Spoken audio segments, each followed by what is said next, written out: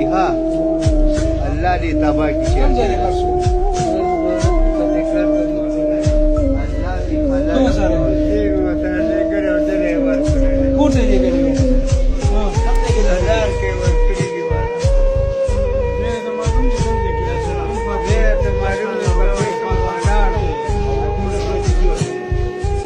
انا لله و انا الیه راجعون. په دې ویډیو باندې زه څه خبر وکم. افسوس مقام دی چې د اختر موقع ده او د قربانی موقع ده. په دې موقع باندې الله رب العزت موږ تاسو ته د قربانی حکم را کړل چې تاسو د الله رب العزت په لار کې خپل مال قربان کړئ.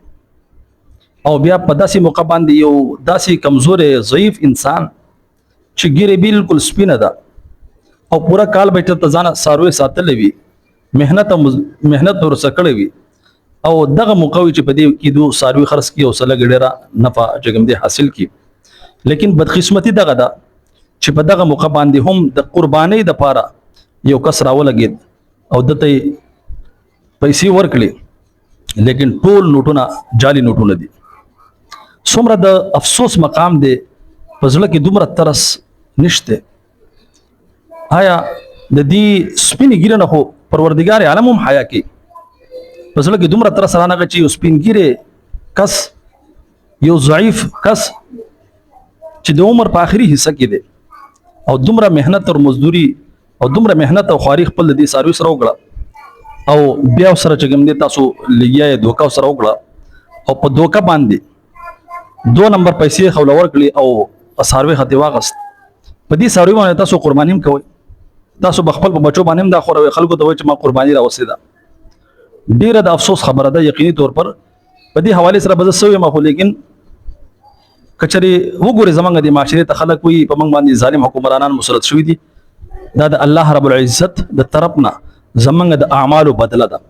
څنګه چې عوامي دغه شانتي حکمران وي کچري عوام خشي عادل شي انصاف پکې پیدا شي نو حکمران به خپل جګم دی الله رب العزت خرا ولي عادل او انصاف ولا حکمرانان په پمنګ تاسو باندې مسلط وي. لیکن کچري دغه حالت وي بیا تم مکوي چې الله رب العزت پمنګ تاسو باندې نیک حکمرانان نه ولي بلکې کله اسمان نه د ګټو باران نه وريږي نو یقیني طور پر زموږ چې دا الله رب العزت ډیر کرم دی وګرنا چې کوم حالت روان دي نو پدې کې د ګټو د باران خطر ده چې د الله رب العزت د طرف نه قهر نازل نشي.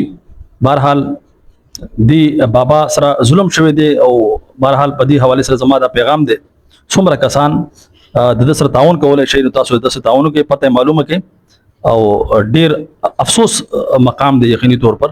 لیکن بهرحال چې کوم کس ظلم کړل دا نه انصافي کړل غد الله رب العزت د عدالت نه د الله رب العزت د پکړنه هغه نشي بچ کېده ځکه چې الله رب العزت فرمایي ان بطش ربک لشدید بشک د رب پکړ ډیر زیات سخت دی. الله رب العزت موږ ټول حفاظت وکړي. اجازه راکړئ. السلام علیکم ورحمت الله وبرکاته.